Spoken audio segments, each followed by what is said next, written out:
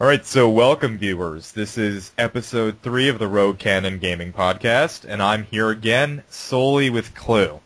We expect to have Kill Switch back in the next coming weeks, but again, it is difficult to get a hold of people with all the crazy stuff going on. So, you'll just have to do with us for now. Today we've got an interesting lineup of things to talk about.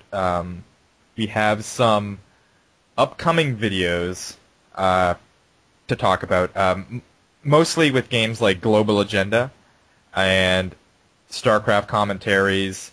I believe Clue had a couple games he wanted to talk about also. Yeah, I'm probably going to be doing some more videos on maybe like obviously some of the upcoming games like Black Ops and stuff, but I was thinking I might explore MechWarrior Living Legends, which is a mod for the Crisis engine, and if you're not familiar with MechWarrior, it's basically people and giant robots that shoot lasers and rockets at each other, and it's really awesome. So, and it's using the Crisis engine, so it's pretty insanely good graphics. So yeah, it's pretty awesome actually. What I've seen. Yeah, it's a really good game, and it's really well modded and everything. So, I was thinking about doing some videos of that. I might pick up Battlefield 2142 and mix it up a little bit maybe with Battlefield Bad Company 2. Do some videos on that. Some other random Steam games like Alien Swarm, maybe some random Valve Chivalry and stuff like that. Yeah, like Valve mods and stuff like. There's tons of games on Steam, and the best part is a lot of them are free if you have the Half-Life 2 engine. Yeah, the Half-Life 2 engine. There's a lot of mods, like there's like Hidden, and there's all kinds of awesome mods. I also have Killing Floor, so I may do something on that. It's basically like Left 4 Dead kind of, and I do have Left 4 Dead as well, so I might be able to do something on that. But basically, we're just looking to expand the channel a little bit. Yeah, we've been kind of slow on the gaming videos, I guess, for now. I was trying to figure out how to get HD videos going, which I did get. I had some problems getting full screen if you watched the StarCraft 2 commentary I did. But we plan to do a lot more StarCraft commentaries. They are in HD, like I said. And we'll basically just be doing game commentaries, dual commentaries when we can. So that's all I really have to say about that. Other than that, we are looking to expand the podcast. Like I mentioned in the last video, we are looking for potential casters who can talk to us and apply to perhaps actually fill in on our podcast for the days where we're unable to get a third or even maybe a fourth member sometimes. So any interested gamers who have a good way with words, mature gamers who will obviously fit the tone of the podcast, and really anybody who's interested, you can send us a message, let us know, email us at roguecanon@live.ca. And speaking of that email address, also anybody who wants a StarCraft game commentated on, go ahead and send your replays there also. We're looking for higher level play, obviously. But we'll check out, or even interesting gameplay. Yeah, like if you come up with if you see some crazy strategy or like something awesome, just send it in so we can commentate on it and entertain everyone. So yes, because we want to see the games that obviously people are finding interesting and would like to see commentary on. So you can send things our way. Again, the email is roguecanon@live.ca, and we check that often. So go ahead and send your replays there. We're still waiting for League of Legends to actually get a replay feature. Once that comes around, we can probably start doing some. Once that comes around, we can start making our League of Legends videos. It's really, really hard to record the game as it is, because you can really only record what you're playing, and sometimes the game gets pretty intense. So I think it would be hard to watch a video of somebody playing it through their eyes, especially with all the vent chatter and stuff going on. It's just really much easier to do a replay, and that feature's not in the game yet. So, we do have to wait for that. Yeah, hopefully it will be coming pretty soon. And I think Black Ops, didn't you mention Black Ops has a replay feature coming in as well? Yeah, that's actually something that was kind of interesting to me.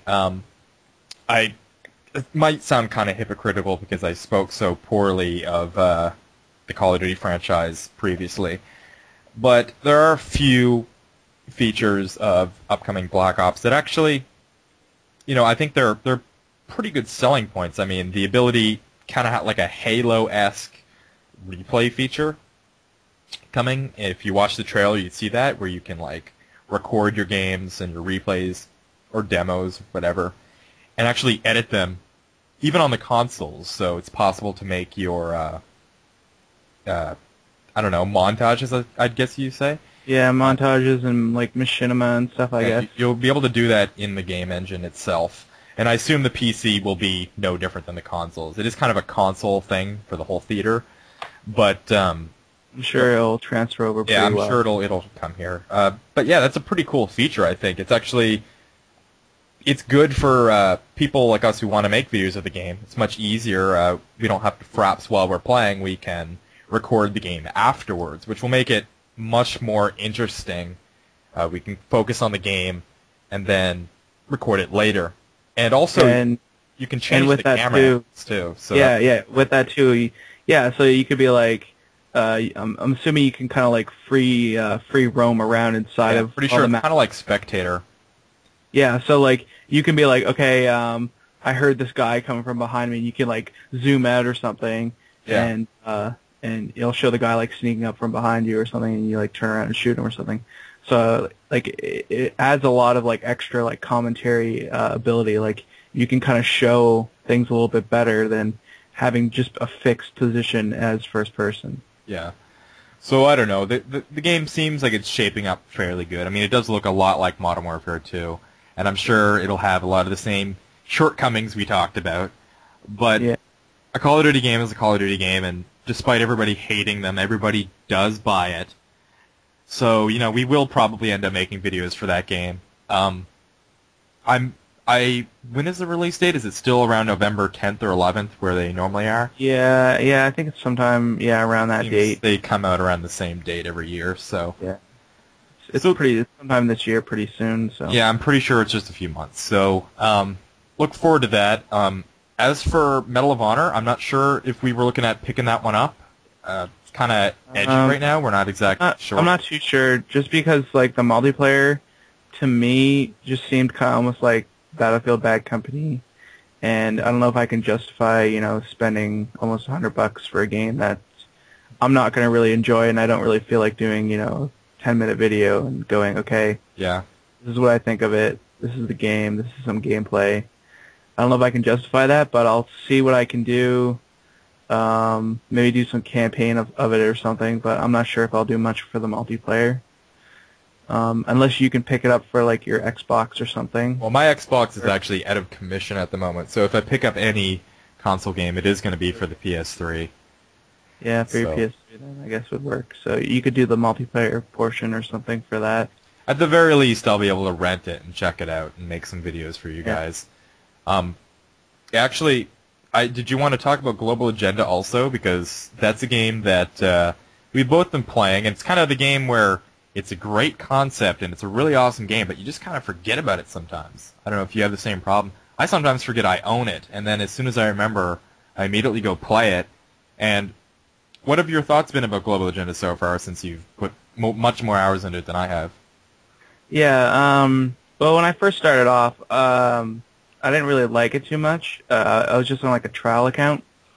I didn't really like it too much because it just seemed too much like a MMO RPG, which it kind of is, I guess. But then after a while, it kind of grows on you, and then you really start to see a lot of awesome features. Like once you start leveling up some of your skills and talents or whatever, and now that they created an open area for the game. It's completely. This was before it used to just basically be a town, almost like I guess Guild Wars or something. Well, it's a little bit different than Guild Wars because you kind of just sat around town and waited for either a PvP queue to pop or an instance to go into. And now they've added basically like World of Warcraft. Yeah, basically like World of Warcraft, except they added an open world area where you can actually go out, much like Guild Wars, into a zone with other players and, do actual quests and level up, much like a traditional MMO. But that's not to confuse the game with a traditional MMO, because this game is quite different. It's actually more in the vein of like a Team Fortress kind of first-person shooter, team-based shooter, except it has the element of MMORPGs, such as gear and upgradable weapons, and you actually do dungeons with groups and clanmates and stuff like that, and you actually kill bosses and get loot. So there's many aspects of pretty much every genre in the game that they're all pretty fleshed out and they're pretty interesting. So Yeah, and like where it is a third-person shooter, you'd assume that it wouldn't really have classes, but there are classes. Like there's like a medic that obviously heals. He has like a little beam and he heals like friendlies, but he can also shoot people too with his normal gun. And then you have like an engineer which like summons like little robots or puts down turrets and that kind of thing, force fields. And then you have like the tank, which is like this big burly guy, obviously, and he has a minigun or rocket launcher, grenade launcher, or something.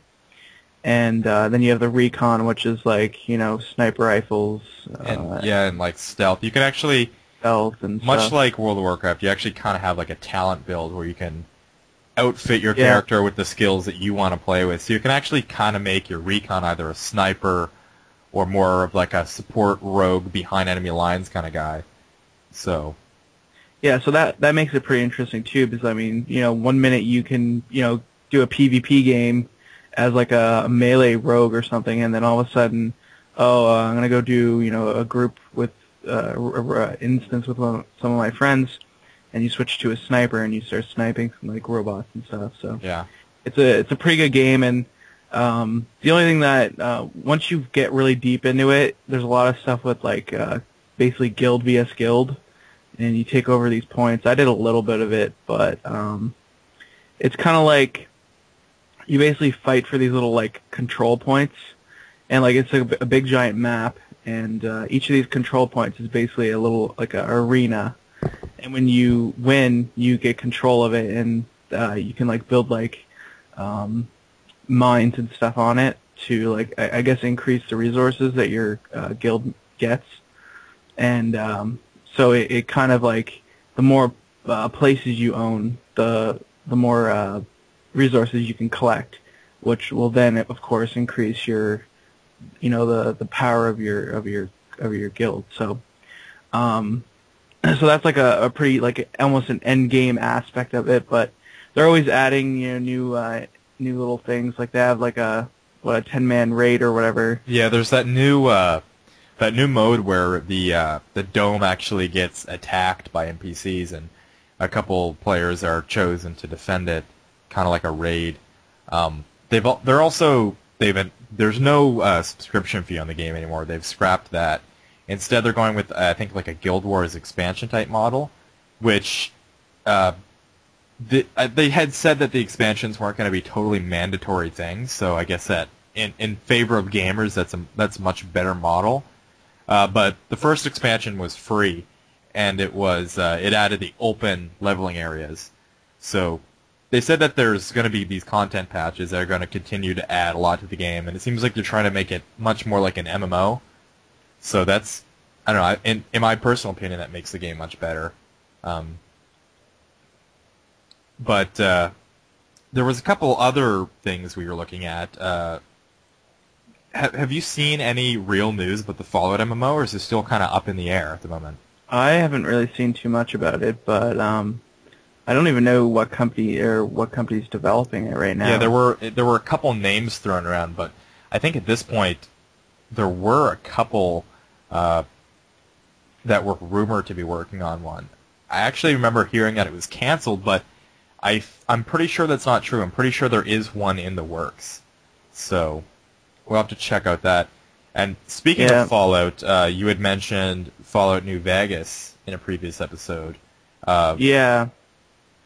Hopefully I'll be able to grab it and maybe do a either full complete walkthrough, or maybe I'll do, I don't know, just like achievements, or maybe I'll just do the game on, maximum difficulty or something.